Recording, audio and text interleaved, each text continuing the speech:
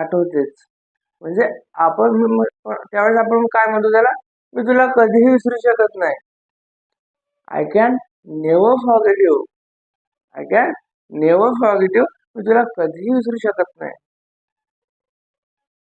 कारण मी तुझ्यावर प्रेम करत होतो.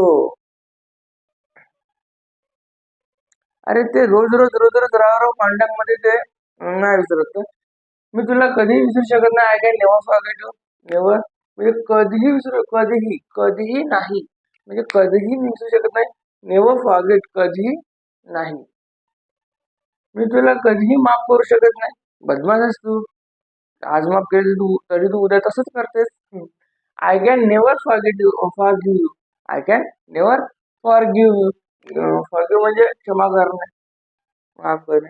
फॉरगेट म्हणजे विसरणे.